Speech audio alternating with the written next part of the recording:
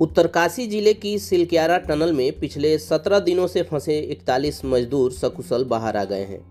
उनका rescue operation पिछले 41 दिनों से बेहद कठिन परिस्थितियों में गुजर रहा था। ऑगर मशीन खराब हो जाने के बाद इस काम के लिए फौज को भी लगाया गया। सेना की कोर ऑफ इंजीनियर्स से मद्रास इंजीनियर ग्रुप माने मद्रास सैपर्स के सैनिक इस बचाव अभियान का काम देख रहे थे। मलबे को बड़े बड़े पाइप्स के माध्यम से भेजने के लिए लगाई गई ऑगर मशीन के ब्लेड टूट गए तो उन्हें काट कर अलग किया गया। पहाड़ के ऊपर से वर्टिकल ड्रिलिंग शुरू की गई और साथ ही साथ मैनुअल ड्रिलिंग भी की गई। मैनुअल ड्रिलिंग माने सुरंग को हाथ से भी खोदा गया पुराने जमाने की तरह। इसके लिए खास तौर पर रैट माइनिंग माने चूहा खुदाई में माहिर लोगों को बुलाया गया। क्या है रैट माइनिंग माने चूहा खुदाई, जानेंगे इस पर विस्तार से, लेकिन पहले जान लेते हैं कि क्या है ऑगर ड्रिलिंग मशीन जिसके सहारे पिछले 40 दिनों से देश का हर नागरिक उम्मीद लगाए बैठा था।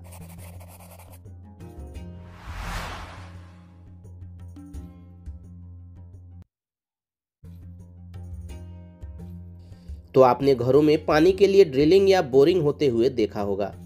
उसी बोरिंग मशीन का थोड़ा सा बदला हुआ रूप है ऑगर ड्रिलिंग मशीन।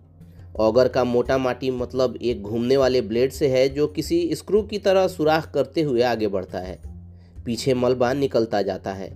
आपने कुछ इसी तरह के ऑगर का इस्तेमाल पेड़ लगाने के लिए भी होते हुए देखा होगा, पर एक बेसिक अंतर है। सामान्य ऑगर मशीन को बोरिंग आदि में इस्तेमाल किया जाता है। सामान्यतः हम इन्हें वर्टिकल यानी ऊपर से नीचे की ओर ड्रिलिंग करते देखते हैं।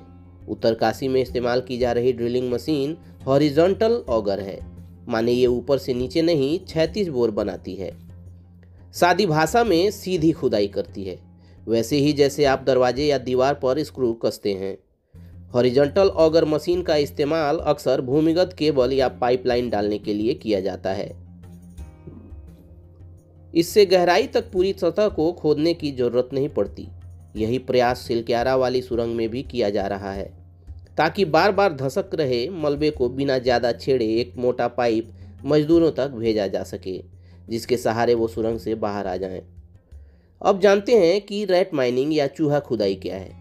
जैसा कि नाम से जाहिर है, रैट माइनिंग यानी चूहों की तरह बिल खोदना। ऐसी खुदाई को अंजाम देने वाले वर्कर्स को रैट माइनर्स कहा जाता है।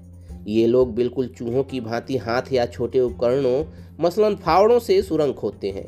वैसे तो भारत की अधिकतर खदानें सरकार के स्वामित्व की हैं, यानी इन पर सरकार का कंट्रोल है। इनसे कुछ भी निकालना हो मसलन खनिज, कोयला आदि, तो सरकार की अनुमति चाहिए होती है। वैसे तो ये कोई पुख्ता तकनीक नहीं है, फिर भी इसका इस्तेमाल किया जाता है। पूर्वोत्तर के राज्य मेघालय में सबसे अधिक रैट माइनिंग होती है। वजह है यहाँ जमीन के अंदर दबा खनिज का भंडार। यहाँ के लोग व्यक्तिगत स्तर पर रैट माइनिंग करते हैं, यानी खुद से रैट होल बनाकर संकरी सुरंगों के अंदर घुसते हैं और खनिज निकाल ले आते हैं। इन रैट होल्स में न खड़े होने की जगह होती है न बैठने की, इसलिए इसमें रेंग कर आना जाना पड़ता है। अगर बारिश आई तो इन सुरंगों में पानी भरने की वजह से मजदूर अंदर ही फंस जाते हैं। नेशनल ग्रीन ट्रिब्यूनल माने एनजीटी ने 2014 में रैट होल खनन पर प्रतिबंध लगा दिया और 2015 में प्रतिबंध बरकरार रखा। यह बैन अवैज्ञानिक और श्रमिकों के लिए असुरक्षित होने के आधार पर लगाया गया था। एनजीटी का आदेश न केवल रैट होल खनन बल्कि सभी अवैज्ञानिक और अवैध खनन पर प्रतिबंध लगाता है। मेघालय में जयंतिया पहाड़ियों के इलाके में बहुत सी गैरकानूनी कोयला खदानें हैं।